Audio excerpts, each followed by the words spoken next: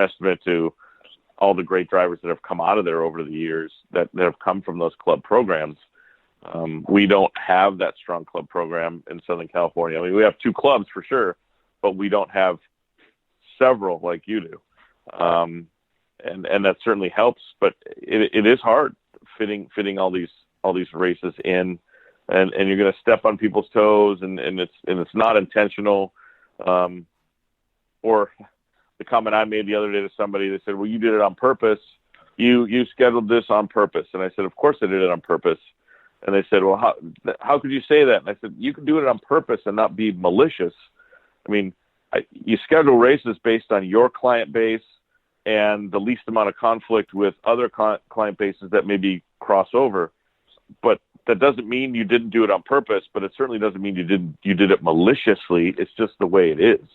So I know it's hard when you have, clubs, you have Dixon and Davis, which are, I've never been to either of the tracks, but I mean, they got to be literally, 20 minutes from each other, with Prairie City being another 35 minutes down the road.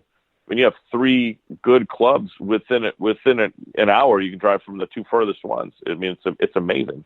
I don't know how they still have enough racers in that area to fill those club events, but somehow they do. Yeah, they do, and it's interesting to see how because it is club racing, how different each club is with the membership. A few guys will cross over, but each club has their own unique members, and they make it happen. Oh, for sure. I mean, and that's always going to be the case with club racing. You're going to have the needs of those customers and the personality of those customers. Maybe this customer is only a 4-stroke customer, or this customer. I mean, I remember the days when the 80cc shifter on YBN tires was the biggest thing in NorCal, and you didn't see that package anywhere else in California. Maybe not anywhere else in the United States. Like, you were the only guys that used that tire and raced an 80, and you had 50 carts in all the clubs that raced with that package, and it didn't exist 100 miles away. It was crazy. Yeah, you're exactly right. But I mean, that's always going to be the role of the club, is to wrap their arms around as many people as possible, invite them into the sport. Okay, as long as the thing's safe to run, and we can kind of fit you in, we have to find a place for you to run, and eventually, you have to kind of start weeding folks and say, okay, there's only 2 of you left with that engine package. Maybe we need to try to find you to fit you somewhere else, right? Yeah. So but you're exactly right. That is the role of the club. That's where people should be entering the sport, and from there they can decide: do I want to be a serious regional, national racer? Can I afford it? Am I good enough? Or do I want to be a weekend warrior and not race, but I still want to drive my kart from just a activity? I mean, right. Every weekend you see guys and trucks and bikes. They got their motocross bikes, and they're going somewhere. And every once in a while, you see a guy with a cart, and it's like the second coming. And I'm not trying to compare karting to, Christ coming back, but it's like, it's such a anomaly. It's like, oh my God, there's another Carter on this planet. Yeah, it's crazy, right? How you can go and for so long without seeing one on the road, and then all of a sudden it's like, whoa, what was that? That was a go-kart. What the heck was that? Yeah. What's funny is, and this is totally, it's on topic but off topic. So, I've been to Europe many, many times, Italy several times, and we all think, that CIK karting and Italian karting is just so, everybody must have a KZ, everybody must have an OK engine, and everybody's just running these high level events. You go to Lonato on a Wednesday, and there's a dude with a 1994 Mac Minarelli air-cooled shifter there just banging out laps, just like at your local club track here. Yeah. It's only because all we see in the magazines, well, if they even made them anymore, and websites, all the high-level stuff that is so organized and so streamlined. But you go to any track in Europe on a typical off day, and they're still the same, regular hobbyist dude that just drags his stuff out once or twice a month and doesn't care that it's 15 or 20 years old and pays his $50 or whatever it is and has a good old time. That exists there too. And we need all those people. Karting was so much healthier in Southern California when we had Moran and we had the hobbyists, the weekend warriors or the Tuesday warriors that would go out to Moran and just drive that place because it was a 1 mile track and it was like Nürburgring. It was a joy to drive. I probably my shop itself had 50 customers that never raced, but just did it just to drive and have a good time. So we need them. We need them all. We do need them. And in that little blurb, you had mentioned magazines. Great job after Tucson with your digital magazine you put out on social media. That was pretty cool. Oh, thank you. That's I can't take credit for that. That's Sean Buer, and we've actually been putting that out for several years. It just finally got noticed. Sean Buer, still, from all those years of owning and writing and producing Go Racing magazine, still has a little bit of that, love for a magazine. And while it's a digital format and it's on a website, it's still a cool little format where we can flip the page and you get the big photos and it looks like a magazine. We think people like it. I know I like it. So I think that, not that I'm a great judge of all things people like, but I certainly think that as a value added piece that people like it, and it's something they can share, right? They can click on it or grab the link and send it to a grandma or a friend or an uncle and say, hey, I got my picture in here. It just seems different in that digital magazine format than it does just having a picture on a website. I don't know why, but it just does. Well, whatever you guys did, it was definitely stood out a lot more, and it was really nice. It's not like a real magazine, but it kind of had that vibe. Right. And I know it takes a lot of work to do stuff like that after an event, and a lot of times I feel like we're so eager to load the trailer, get out of the track, and get to the shop. Okay, when's the next race? There is no time to sit back and reflect and go, wow, we just hustled and worked our ass off. That was a great event. Okay, it's not any of that. It's like, oh, okay, next event, look at the calendar. Okay, let's go. Let's get going.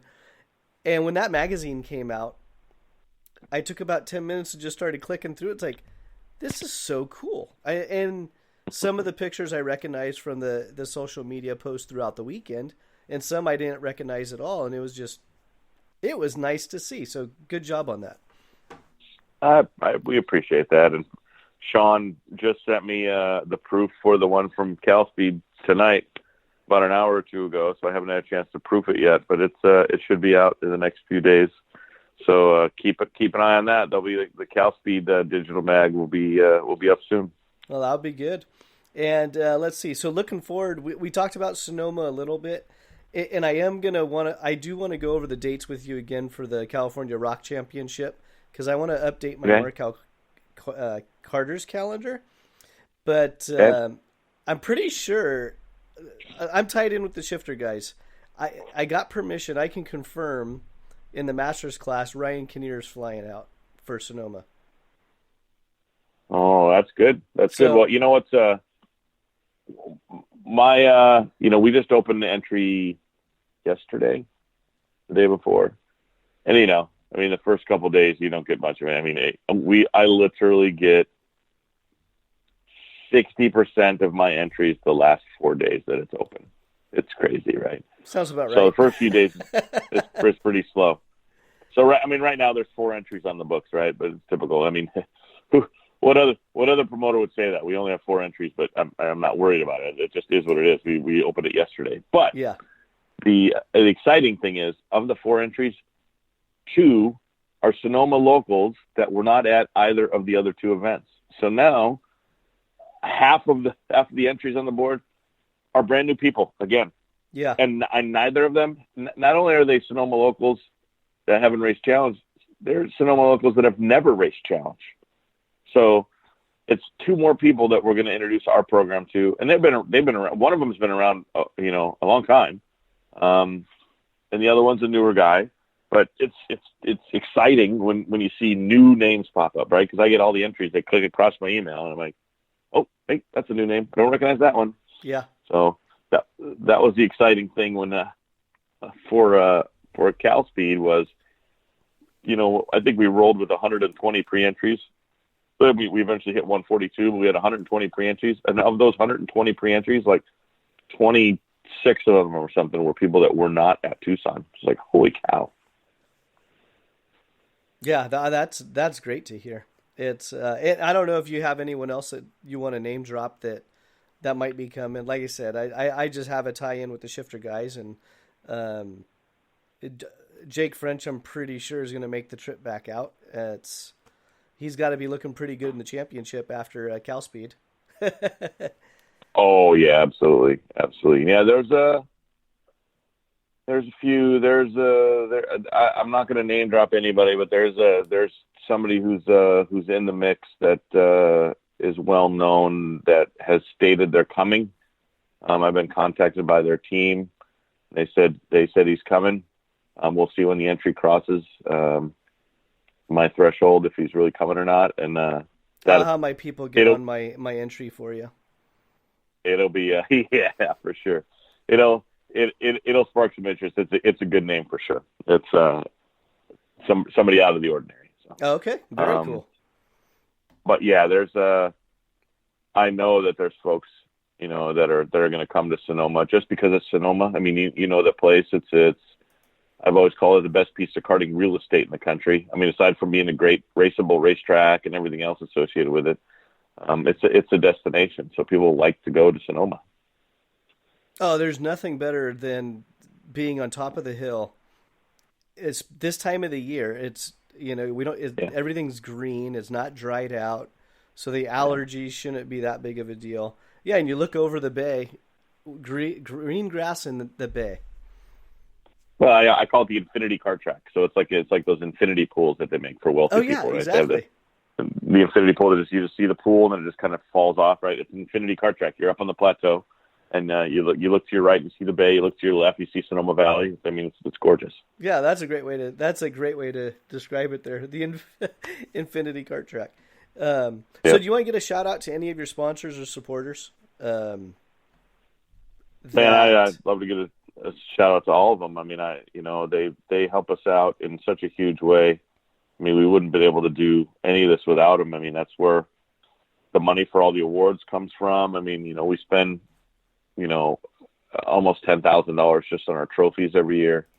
And then the World's tickets and the Rock the Rio tickets. So, I mean, without Rock Up USA, and their sponsorship, none of this would be possible. But, we have some sponsors that actually don't even come to the races, which is amazing, right? Most of the time,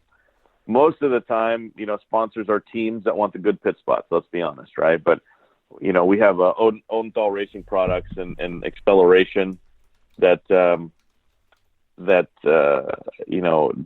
have a team. They're manufacturers or dealers in our sport, and they recognize value.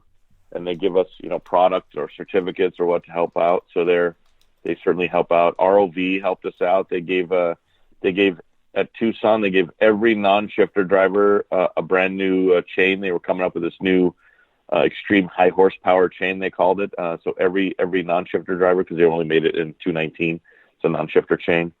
But every non-shifter driver got a brand new chain. I mean, that's pretty cool that they were able to do that. So those sponsors are great. And then, we have suppliers that also don't have a team. I mean, your boss, Sweet Tech helps us out with some sponsorship, and he obviously has racers there, but he doesn't run a team.